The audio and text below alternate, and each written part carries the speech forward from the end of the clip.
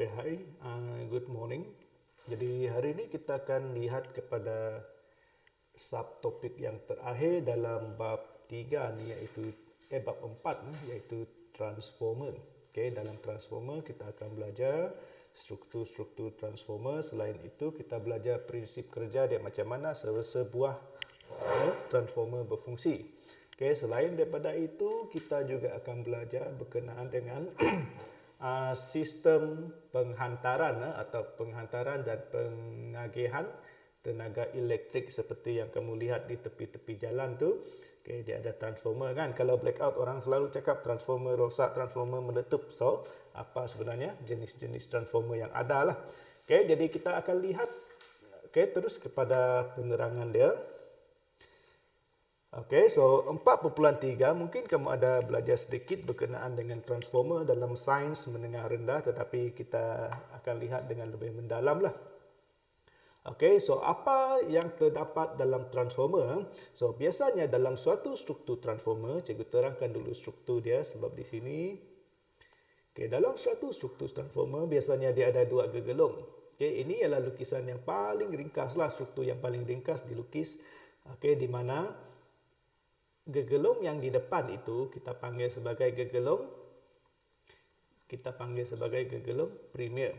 Okey, manakala yang gegelung pada bahagian yang kedua tu yang sama ada dia lebih banyak ataupun lebih kecil, kita panggil ini sebagai gegelung sekunder. So ingat dalam satu transformer dia ada dua gegelung, gegelung premier dan gegelung sekunder, dan biasanya di bahagian premier tu dia akan disambungkan dengan satu input. Okay, di mana input dia arus yang digunakan ataupun arus yang perlu masuk kepada gegelung premier tu mesti menggunakan arus ulang alik. Tak boleh guna arus terus. Ingat kata kunci dia arus ulang alik, dan di sekunder tu ialah output lah. Output dia masuk ke kawasan perumahan, dia masuk ke sekolah ke. Okay, so itu ialah output. Tetapi input dia mesti gunakan arus ulang alik. Okay, so itu ialah struktur transformer. So apakah simbol dia? Dalam buku teks cikgu lihat dia tak ada simbol lah. So transformer dia ada dua simbol. Sekiranya dia merupakan injak naik, transformer ada dua kan, injak naik dan injak turun. Kalau dia merupakan injak naik, okay, pastikan sekunder ni lebih banyak lah. Okay, bahagian sini kamu lukis gegelung dia lebih banyak, ini lebih kurang. Kalau dia merupakan injak turun, okay, apabila kita lukis, pastikan premier dia pula lebih banyak. Berapa gegelung yang perlu kamu lukis? Tak kisahlah, asalkan lebih daripada, biasanya kita lukis 5, sekitar 5 macam tu pun sudah cukup. Okay. Ini apa ni? Ini ialah dia punya teras besi. Okay, so dia ada gegelung. Lepas tu dia mesti ada teras besi. So ini merupakan sumber dia. Ini ialah injak naik, ini ialah injak turun. Apa itu injak naik, apa itu injak turun? Cikgu rasa kamu ada belajar sedikit dalam menengah rendah. Okay, so injak naik dia akan menaikkan input. Kalau injak turun dia akan menurunkan input dia. Okay. Alright, so kita terus kepada prinsip kerja dia. Okay, macam mana sesebuah transformer berfungsi ya. Okay, so cikgu akan gunakan lukisan simple ni lah untuk menerangkan dia.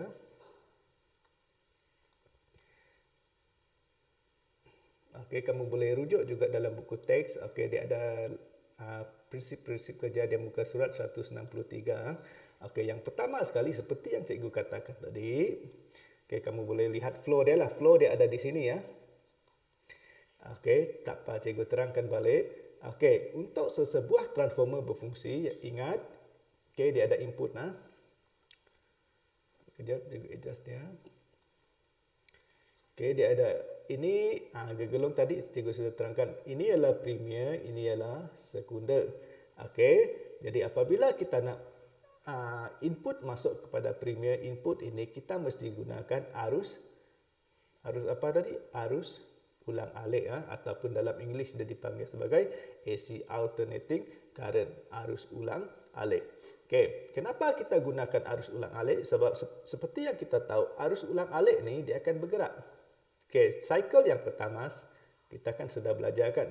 cycle yang pertama dia akan di sebelah sini. Okey, mungkin dia bergerak daripada, let's say sini saya letak PQ lah. Okey, dia akan bergerak daripada P ke Q. Okey, cycle yang pertama P ke Q. Jadi apabila dia bergerak ke P ke Q, kalau kita gunakan petua tangan, genggaman tangan kanan, kita genggam begini. Okey, kalau kita genggam ke sini, ibu jari itu menunjukkan ke arah north kan, ataupun utara. Jadi ini dia akan menjadi kutub utara. Sini akan menjadi kutub selatan. Okey, cycle yang pertama, tetapi arus ulang-alik dia akan bergerak pada kedua-dua arah. Selepas cycle half cycle, dia akan lengkapkan satu kit. Separuh putaran yang pertama di positif, separuh putaran yang kedua ialah negatif. So, apabila dia sudah sampai ke Q, belum habis lagi satu cycle, dia akan patah balik. Sebab itu nama dia adalah ulang alik. Apabila dia patah balik, direction dia pun berubah. Kalau direction berubah, apa yang berlaku pada kutub dia? Okay. Kutub ini pun akan berubah-ubah. Jadi, kenapa kita ini adalah selatan, ini akan menjadi north dia. Jadi kenapa kita guna arus ulang-alik ialah arus ulang-alik menghasilkan bekalan kuasa arus ulang-alik menghasilkan arus ulang-alik di gegelung primer. Apabila arus ulang-alik mengalir di gegelung primer ni, apa yang berlaku tadi? Apa yang kamu perasan berkenaan dengan kutub yang terhasil tu? So kutub yang terhasil tu pun, jadi arus ulang-alik akan menghasilkan medan magnet. So sama juga apabila arus mengalir dalam gegelung, apa yang dihasilkan? Dalam 4.1 kita belajar. Apa-apa arus kalau dia mengalir melalui konduktor, dia akan hasilkan medan magnet kan? So same thing. Kalau arus ini mengalir melalui gegelung, apa yang dihasilkan ialah medan magnet. Jadi medan magnet ni, dia akan bergerak. Bergerak melalui mana? Dia akan bergerak melalui jambatan inilah, jambatan yang kita panggil sebagai teras besi. Dia bergerak melalui teras besi, medan magnet yang dihasilkan. Persoalan dia, adakah medan magnet ini tetap? Medan magnet ini tidak tetap. Kenapa dia tak tetap? Kamu boleh tengoklah. Tadi kan sini north, sini south. Apabila dia patah balik arus dia, kutub dia pun berubah. Jadi medan magnet yang dihasilkan sentiasa berubah-ubah mengikut magnitude dan arah. Saiz dia berubah-ubah, sama juga. Mungkin cycle yang pertama dia macam ni, cycle yang kedua dia patah balik. Same thing lah. So medan magnet pun berubah-ubah. Okay? Cikgu terang balik kenapa medan magnet itu perlu berubah-ubah. Medan magnet perlu berubah-ubah apabila medan magnet ni berubah-ubah masuk ke dalam, apabila dia masuk ke sini ya. Okay, apabila medan magnet yang berubah-ubah masuk ke dalam gegelung, baru dia boleh hasilkan apa? Okay, flux magnet daripada gegelung pertama dipautkan kepada gegelung primer melalui teras besi lembut. Ini ialah dia punya jambatan lah. Macam mana medan magnet itu bergerak daripada gegelung pertama sehingga ke gegelung yang kedua. Okay, medan magnet yang berubah-ubah akan jadi kalau kita gunakan, okay, cikgu terangkanlah. Cikgu ubah situasi dia. Katakan sekarang, kalau kamu gunakan bateri, adakah tidak medan magnet dia?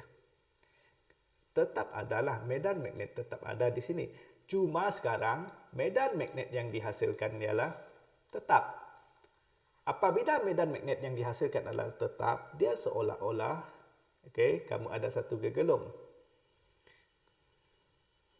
Seolah-olah kamu ada gegelung di sini.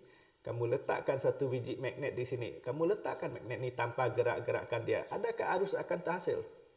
Okay, tidak kan? Walaupun dia ada medan magnet, tetapi kalau medan magnet tu dengan gegelung tidak ada pergerakan relatif, dia tidak akan menghasilkan arus teraruh. Jadi sama juga kenapa kita gunakan arus ulang-alik. Okay, kita gunakan arus ulang-alik supaya, okay, medan magnet yang terhasil di sini adalah medan magnet yang berubah-ubah arah dan magnitud. Kalau medan magnet yang berubah-ubah arah dan magnitud, seolah-olah kita belajar dalam aruhan elektromagnet tu, seolah-olah magnet tu dengan dia punya gegelung tu keluar masuk. Apabila ada pergerakan, apa yang terhasil? Okey. Jadi apabila ada pergerakan ataupun magnet tu sentiasa berubah-ubah, yang terhasil di sini adalah dia akan hasilkan aruhan elektromagnet lah. Jadi akan mengaruhkan voltan yang ulang-alik merentasi gegelong premier. Apabila medan magnet itu sudah masukkan, medan magnet itu berubah-ubah, masuk ke dalam gegelong, jadi yang terhasil adalah arus lah. Arus akan mengalir lah. Arus, voltan, DGE teraruh. Okay, ini mengikut hukum apa? Masih ingat? Hukum Faraday. Okay, itulah ialah prinsip kerja dia. Dan ada formula yang perlu kamu tahu. Okay, so berapa besarkah arus yang teraruh ataupun DGE yang teraruh di gegelong sekunder? Dia berdasarkan kepada formula ini. Okay, formula dia adalah Vs over Vp sama dengan Ns over Np. Okay, S tu stand for sekunder, P stand for premier, V ialah beza keupayaan ataupun voltan, N ialah bilangan gegelong lah. Okey, cikgu ulang balik. Kalau kamu nak kira lah berkaitan dia gunakan formula nisbah ni. Okey, voltan di gegelong sekunder bahagi dengan voltan di gegelong premier sama dengan bilangan gegelong di sekunder bahagi dengan bilangan gegelong di premier. Bilangan gegelong ni tak ada unit dia lah. Okey, ini merupakan formula jenis nisbah. So ini unit dia adalah volt. Ini tiada unit lah sebab dia bilangan gegelong sahaja. Okay, so itu ialah formula yang kamu perlu tahulah. Okay, sebelum kita tengok kepada yang lain tu. Okay, kita cuba dulu pengiraan dia. Cikgu tengok ada ke tidak pengiraan yang kamu boleh try. Okay.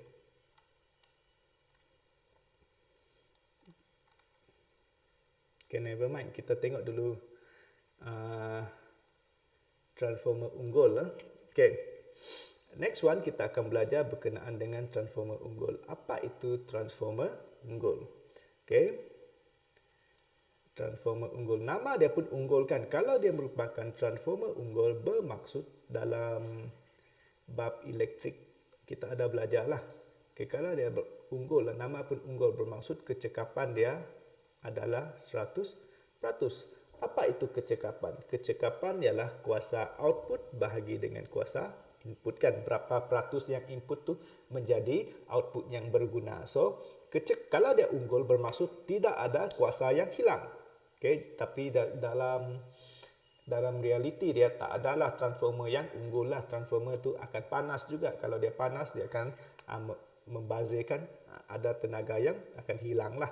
Okay. Tetapi kalau dia merupakan transformer unggul, apa yang kamu perlu tahu, apakah formula dia? Okay, ini adalah formula kuasa lah. Formula kecekapan. Sudah kita belajar dalam bab 3 lah. So, kalau dia merupakan transformer yang unggul, P output, kuasa output sama dengan kuasa input. Daripada situ kamu tahu bahawa kecekapan dia mesti 100%. Jadi apa formula kuasa yang kita belajar? P sama dengan VI kan. Okay. VP IP. P itu premier, S itu ialah sekunder lah. V ialah voltan, I ialah arus. Okay. Inilah formula dia. Okay. Formula kecekapan sama juga. Okay. Okay. So itu ialah kecekapan ataupun transformer unggul. Tetapi seperti yang cikgu katakan tadi, jarang kita dapatkan transformer yang 100% effectiveness dia. Okay, biasanya memang akan kurang. Kalau kamu pegang, contohnya kalau kamu cas handphone kan, dalam kepala handphone tu dia ada transformer. Kepala charger tu dia ada transformer. So kalau lama-lama kamu pegang dia punya transformer tu, ataupun kepala charger tu, apa yang kamu rasa? Kamu rasa panas kan? So haba tu akan mengakibatkan kecekapan charger tu berkurang lah. Sama juga dengan adapter laptop kamu. Okay, adapter notebook, laptop dan and so on. Okay, semua tu akan menghasilkan haba yang menyebabkan dia kehilangan dia. Okay, so Kita tengok yang seterusnya, iaitu punca-punca yang boleh menyebabkan sesebuah transformer kehilangan tenaga. Sama juga.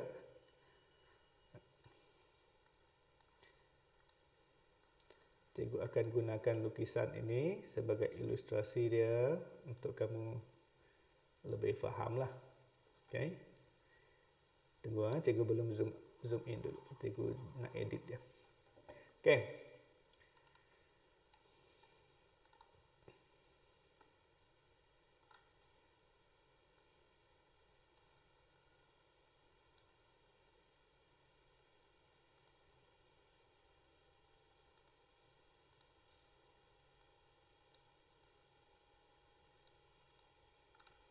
Okey, terdapat beberapa faktor yang boleh menyebabkan sebuah transformer kehilangan tenaga dia.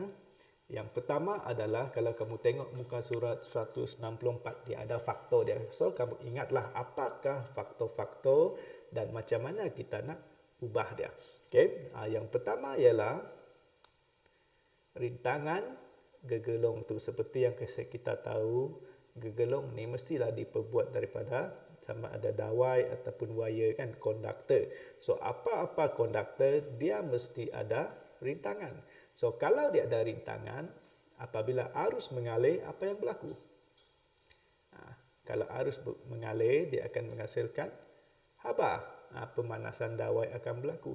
So pemanasan dawai ni menyebabkan tenaga haba dibebaskan. So selain daripada tenaga haba dibebaskan, so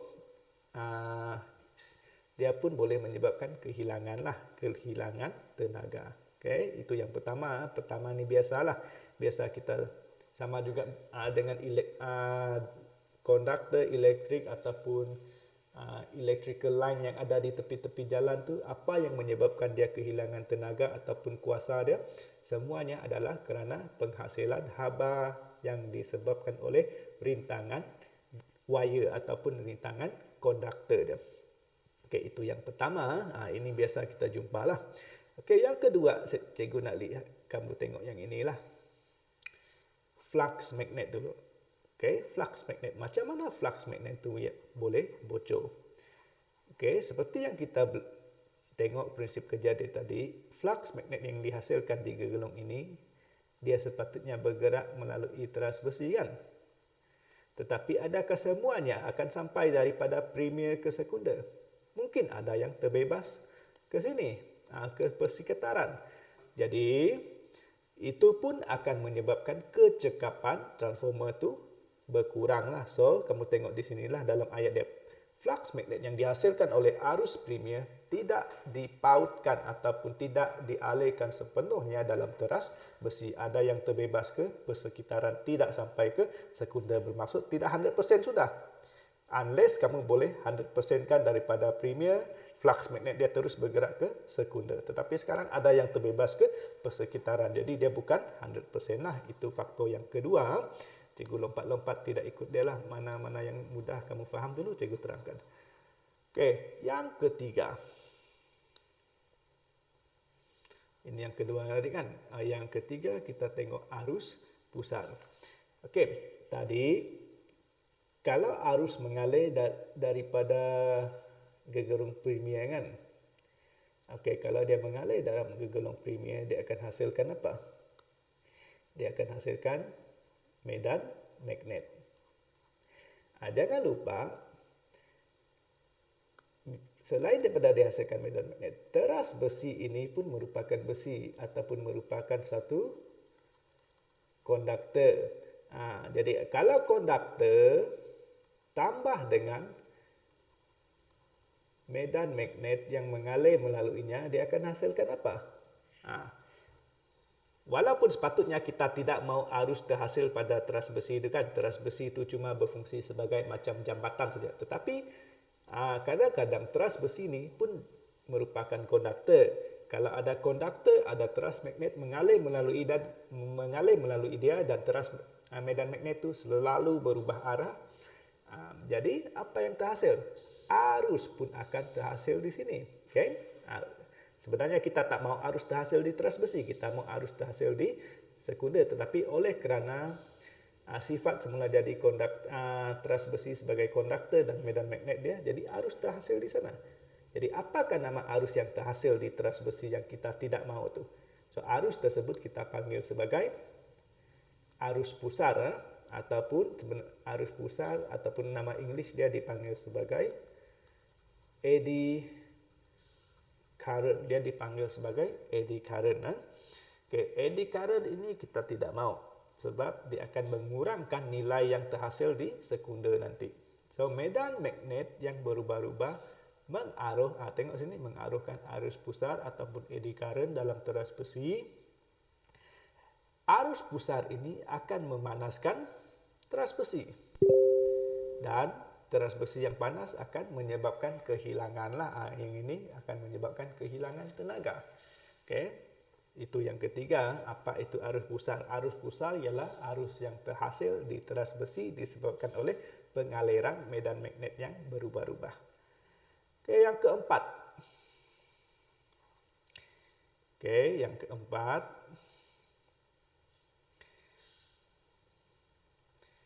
Teras besi yang dimagnetkan dan dinyah magnet. Okey, teras besi ini kan magnet mengalir melalui dia kan. Jadi apabila magnet mengalir melalui dia, apabila magnet mengalir melalui dia, of course lah teras besi itu akan ada sifat magnet. So dan kehilangan sifat magnet, dia ada proses dia. Apabila medan magnet mengalir melalui dia, dia akan dimagnetkan. Apabila medan magnet tak ada mengalir, dia dinyah magnetkan. Jadi proses dia dimagnetkan dan dinyah magnetkan sebenarnya akan menyebabkan kerja dilakukan lah. Apabila kerja dilakukan di sini, bahagian sini bukan berlaku di bahagian yang kedua ni, of course tenaga akan dibazirkan. Jadi tenaga yang dibekalkan oleh pemagnetan tidak dipulihkan. Ini ialah penerangan dia lah. Perbezaan tenaga menyebabkan teras besi, perbezaan tenaga ini dipindahkan ke teras besi untuk memanaskannya. Sebenarnya ini hasil daripada proses magnet dan nyah magnet. Proses untuk menyah magnet dan magnetkan memakan tenaga lah. So ada 4 faktor ni. So macam mana kita nak mengatasi dia? 4 tu. So yang sama juga kita tengok satu persatu. Kalau dia disebabkan oleh rintangan, gunalah dawai yang berintangan rendah ataupun rintang bersaiz besar seperti kuprum. Kalau kebocoran flux magnet pula, macam mana kita nak susun dia? Kan flux magnet tu mungkin bocor ke persekitaran kan. Jadi macam mana kita susun? Kita lilitkan gegelong sekunder di atas gegelong premier. Contohnya cikgu guna lukisan yang paling simple lah. Katakanlah kamu lilit dia. Ini ialah gegelong sekunder. Dalam ni ialah gegelong premier. Jadi apa-apa medan magnet yang dihasilkan di sini, medan magnet yang dihasilkan oleh gegelong premier ni akan dapat ditangkaplah dia macam ni. Ini ialah gegelong premier. Kita lilitkan wire-wire di gegelong premier tu. Jadi apa-apa medan magnet yang dihasilkan oleh gegelong premier tu dapat ditangkaplah sebab benda ni di luar. Gegelong sekunder tu di luar. Supaya dia boleh tangkap. Walaupun ada yang terbebas, at least kita boleh tangkap kebanyakan dia lah. So itu cara kamu nak mengurangkan kebocoran flux magnet. And then penghasilan arus pusar di teras tu macam mana? So teras tu kalau kita lihatlah, apa-apa transformer, kalau kamu pecahkan charger yang tidak berguna tu dalam tu, sebenarnya dia punya susunan tu, kita tengok dulu lukisannya. Kita tak menggunakan satu teras besi yang tebal lah. Instead ini kalau kamu tengok, ini merupakan yang berbentuk berkeping-keping. Okay, dia punya teras besi itu berkeping-keping. Lagipun teras besi dia di antara satu keping dengan satu keping, dia tidak bersambung sebenarnya. Dia akan catkan menggunakan satu penebat, cat yang berpenebat. Jadi dia tidak akan mengalirkan arus elektrik daripada satu keping ke kepingan yang lain. Sebab itu dia dipanggil sebagai teras besi berlamina. Okay, teras besi itu berkeping-keping dan dia dipisahkan dengan satu lapisan penebat. Okay. Gunakan teras besi berlamina yang terdiri daripada kepingan-kepingan besi yang nipis dilekatkan menggunakan gam penebat. Nah, kalau kamu pecahkan dia, kamu tengok setiap keping tu dia ada catkan dengan gam penebat tu, di mana sekiranya arus dihasilkan daripada kepingan pertama, dia tak boleh pergi ke kepingan yang kedua sebab ada penebat lah. So itu kita boleh mengurangkan penghasilan arus pusar ataupun eddy current. Masih ingat ini saya panggil sebagai apa tadi? Nama English dia ialah eddy, nama orang eddy currents. Okey, kehilangan yang disebabkan oleh histerisis. Apa histerisis tadi? Histerisis ialah kerja yang dilakukan untuk mengatasi proses memagnetkan dan menyah-magnetkan teras besi kan. So macam mana kita nak mengurangkan kerja dia ataupun kehilangan tenaga? Kita gunalah teras besi yang lembut. Kenapa teras besi lembut? Sebab besi yang lembut ni senang kita nak magnetkan dan dinyah magnet. Okey. Teras besi yang lembut, besi lembut senang dimagnet dan senang dinyah magnetkan. Okey, so itulah faktor-faktor kehilangan tenaga dan macam mana kita nak mengatasi dia. Dan kita ada satu contoh di sinilah. Pernah tahu kamu tengok induction cooker tu? Okey, induction cooker kalau kita pegang dia kan, kamu pegang guna tangan pada permukaan, walau kamu sudah turn on kan induction cooker tu, kenapa kamu tak rasa panas? Sebab tangan kita bukan konduktor. Apabila kamu pegang, ada arus terhasil sini kah? Tak ada kan? Sebenarnya apa yang menghasilkan haba di sini ialah arus pusar lah. So, arus pusar yang dihasilkan daripada ni, dia akan tengok kita baca dia. Okey, Rajah 4.35 menghasilkan arus ulang-alik berfrekuensi tinggi dalam gegelung. Dalam gegelung ini dan menghasilkan medan magnet. Dia akan hasilkan medan magnet yang berubah-ubah. Okey, apabila medan magnet tu, kalau kamu pegang medan magnet sampai ke tangan kamu, mana akan rasa panas sebab tangan kamu bukan konduktor, bukan besi. Okey, tetapi kalau kamu letakkan apa-apa, contohnya kamu letakkan frying pan kamu yang bertapak besi tu kan. Okey. Jadi medan magnet apabila sampai ke dasar kuali yang merupakan konduktor, dia akan hasilkan arus pusar, dan yang memanaskan sebenarnya ialah arus pusar lah. Arus pusar ni akan memanaskan dasar kuali itu. Okay? That's why lah penerangan kenapa saya pegang, kalau saya pegang induction cooker tu tak panas pun, sebab tak ada arus pusar terbetul di tangan kamu. Sama juga kalau kamu gunakan, let's say kita gunakan sekarang ada periuk seramik kan. Kamu gunakan periuk seramik di induction cooker, tidak akan masak lah, you punya masakan lah. You mesti gunakan periuk ataupun frying pan yang berdasar besi ataupun konduktor, baru dia akan panas. Okay, itu tips dia lah ataupun hints kepada kamu kenapa kamu pegang induction cooker, orang cakap selamat-selamat kan, kenapa tidak panas. Okay, eddy current dia disebabkan oleh arus pusar tadi.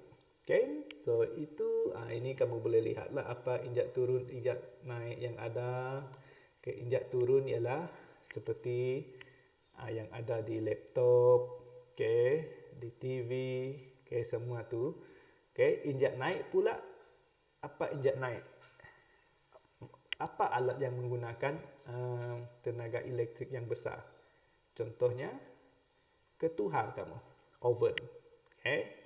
Defibrillator itu apa tu? Defibrillator ialah kalau orang pingsan ataupun orang tu jantung dia berhenti kan, berdenyut kan. Dia ada satu alat yang dia gosok untuk mengecas, lepas tu dia pump di dada tu, itu ialah defibrillator lah. Okay, X-ray pun menggunakan tenaga yang tinggi untuk menghasilkan sinar dia. Okey, pengiraan di sini. Okey, kamu boleh cuba tengok contoh dia. Cikgu tak mau terangkan, sebab cikgu akan adakan satu sesi Google Meet untuk membincangkan 4.2 dan 4.3. Okey, sebelum kita berakhir, kita lihat sedikit. Ini pun merupakan sebahagian daripada silibus kamu, iaitu sistem penghantaran dan pengagihan tenaga elektrik. Okey, biasa kita tengoklah guna contoh dia sajalah. Okey, stesen dana kuasa elektrik. Okey, ini stesen dana kuasa elektrik ada banyaklah. Mungkin mungkin dia gunakan nuklear, menggunakan hidro.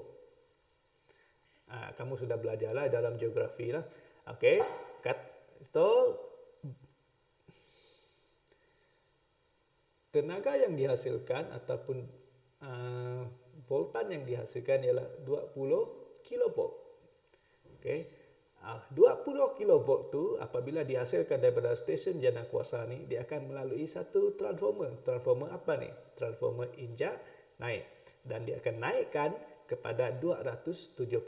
Kenapa dia perlu naikkan kepada nilai yang tinggi? Dia perlu naikkan kepada nilai yang tinggi untuk mengurangkan kehilangan tenaga. Dia perlu naikkan supaya boleh mengurangkan kehilangan tenaga. Okay, kalau kamu tengok sini, transformer injak naik digunakan untuk menaikkan voltan dan kabel kuasa supaya arus dalam tu kekal kecil. Okay, dia nak kurangkan arus dan dia naikkan voltan macam ni lah. V sama dengan IR. Okay, apa kaitan dia kalau ini maintain? Okay. Okey, lepas tu apabila dia melalui tiang-tiang yang tinggi, kalau kamu pergi ke area Batu Sepuluh di Kuching, kamu ada nampak tiang-tiang ataupun di Baut pun ada. Okey, tiang-tiang elektrik yang tinggi dengan kabel-kabel yang besar tu. Okey, itu sebenarnya ialah kabel yang sangat tinggi, dia punya nilai voltan dia lah. Okey, apabila dia sudah sampai ke kawasan, let's say dia sudah sampai ke area residential ataupun area Kuching, so dia akan turunkan. Okey, dia akan turunkan daripada 275 kepada berapa? Kepada 132 menggunakan transformer injak turun. Okey, sampai ke kawasan, contohnya sampai ke kawasan perindustrian di Bintawak, contohnya dia turunkan lagi kepada 33 kV, dan 33 kV tu masuk kepada kilang-kilang yang besar lah, industri berat. Okey, daripada 33 kV tu dia turunkan lagi. Okey, dia turunkan lagi menggunakan injak turun kepada 11 kV. 11 kV ni sesuai untuk industri ringan, contohnya kilang buat keropok, kilang apa lagi yang ringan-ringan. Okey, kilang mungkin pakaian contohnya. Okey, so sampai ke sekolah ke, sampai ke kawasan perumahan, dia turunkan lagi. Sebab itu kamu tengok depan sekolah kita dia ada transformer kan. Diturunkan lagi kepada nilai yang lebih sesuai, iaitu 230. Yang masuk ke rumah kamu cuma 230. Even 230 tu apabila masuk kepada periuk kamu tu, dia akan turunkan lagi kan kepada nilai yang sesuai digunakan oleh alat elektrik masing-masing. That's why even alat elektrik tu sendiri pun dia ada transformer yang bersaiz kecil lah, supaya dia boleh menurunkan voltan tu ataupun arus input tu kepada nilai yang sesuai digunakan untuk kapasiti benda tu. Okey, kita ulang balik, kenapa voltan tu apabila mula-mula dia disalurkan kan, dia perlu tingkatkan dia. Dia macam ni ya. P sama dengan VI. Ini sentiasa constant power dia. Okay. So V sama dengan P per I. Okay, so inilah. So kalau kita gunakan voltan yang tinggi, bermaksud arus di sini akan rendah. Okay, ini sentiasa samalah sebab mengikut prinsip transformer kan, kuasa input dengan kuasa output sentiasa sama. Jadi kita boleh mainkan nilai voltan dengan arus ni. So kita nak arus yang kecil. Kenapa kita nak arus yang kecil? Supaya, okay, kamu tengok ayat dia. Okay, transformer injek naik digunakan untuk menaikkan voltan dalam kabel supaya arus ini menjadi kecil. Kenapa kita nak arus yang kecil? Arus yang kecil boleh mengurangkan kehilangan tenaga elektrik. Ingat, tujuan dia ialah menghilangkan tenaga elektrik. Macam mana dia boleh mengurangkan kehilangan tenaga elektrik? Iaitu mengecilkan nilai arus dia. Okey, apa pada peringkat pengagihan transformer? Okey. Dan satu lagi sebelum kita tamat, untuk kira kehilangan tenaga, kamu guna formula ini. Okey, mesti ada rintangan, ataupun kamu boleh gunakan kalau dia nak tenaga E sama dengan I square R T. Okay, kalau dia minta kehilangan kuasa, kamu guna formula ini. Kalau dia minta kehilangan tenaga, kamu gunakan formula ini. Kenapa ada R? Sebab R ialah rintangan. Rintangan yang menyebabkan dia hilanglah. Dan ingat P guna apa tadi? P ialah watt, ini ialah joule. Semua itu kita sudah belajar. Alright, so itu sahaja. Lengkapkan modul kamu. So sama ada hari Jumaat ataupun waktu cuti itu saya curi satu sesi untuk kita buat perbincangan lah. Okay, lagipun kamu tak ke mana-mana kan PKP sekarang, so tak bolehlah cikgu curi 1-2 jam lah untuk perbincangan lah. So harap-harap kamu boleh join. So itu sahaja untuk hari ini. Okay, walaupun tak ada contoh pengiraan, kamu cuba buat dulu. Formula dia tak banyak. Okay, formula dia ialah, okay, kita recap balik apa formula dia sebelum kita tamatkan. Formula NS NP sama dengan VS VP. Ini kalau dia bagi bilangan gegelong dan voltan lah. Ini dalam jenis perbandingan lah, nisbah. Yang kedua ialah P output sama dengan P input, VS IS, VP IP. And then yang ketiga ialah sekiranya ada soalan tanya berkenaan dengan kehilangan tenaga. So kita guna formula tersebut. Okay. So cuba lengkapkan modul. Jumpa minggu depan untuk sesi Google Meet. Bye.